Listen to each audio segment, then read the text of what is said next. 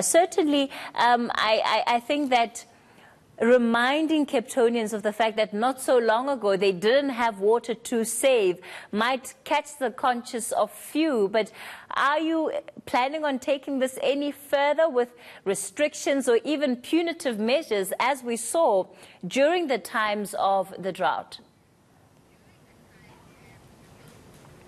Good evening, Kathy.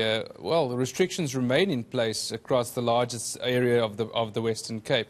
City of Cape Town only recently lowered its restrictions from a record high level 6B to a level 5. That was at the end of October. So those are still quite strict restrictions that are in place, and of course those do go with punitive measures if people don't adhere to those limits. And I don't foresee that those levels will drop, those restriction levels will drop much, especially over the coming months. So those restrictions are still in place, and across the province that remains the case. What are you most concerned about then going into the festive season? Well, our biggest concern as a disaster management centre is the next year's winter months. We've just come out of a 3-year drought. And now we've got dam levels back at about 61%. Last year at this time we were sitting at 35%.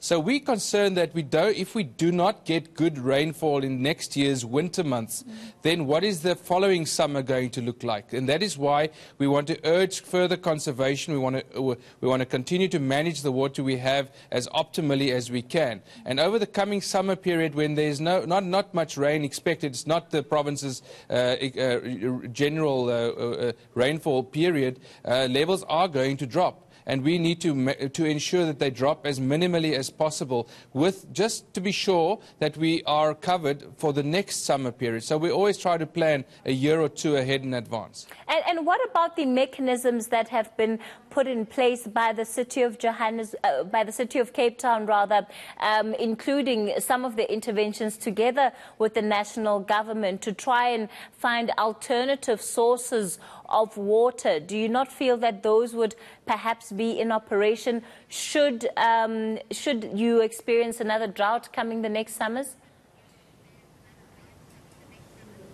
Well, it's a tricky one, Kathy. You've got to look at bulk water provision, which is a national government mandate, because the capex concern is just so expensive. If you have to build a desalination plant big enough to provide the City of Cape Town with water, we are talking mega billions. I think the number mentioned at one time was about 20 billion rand.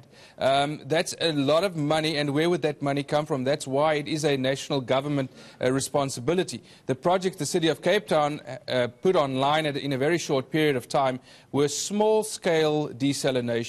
It was projects involved drilling into aquifers. That's a big underground water reservoirs. Most of those projects are on track, if not completed yet. But of course, those are small numbers, small volumes. It's not speaking to the biggest urgency of, shall we say, the large-scale provision of water, which is where you would need a mega project to kick in, and then we are talking funding, which is a constraint. And going into the festive season then, there's also this influx of tourists that come into the country. And the one thing I've noticed in Cape Town, hotels seem to be a lot more, I suppose, easier going on tourists than perhaps you have with the restrictions based that face locals in Cape Town. I think that's a bit tough on our hotel industry. Of course, we welcome tourists. We want them all to come. They're always welcome. The good news is the City of Cape Town is currently sitting on average dam levels of 71%. So we had more rain feeding the 6 dams that provide water to this city than what might be the case across the rest of the province. So the situation is even better in the City of Cape Town. With regards to the hotels and industry, the public, I'll give you one stat. Before, about 2 years ago, the water consumption by the City of Cape Town, that includes everybody, was above 1 billion litres of water per day.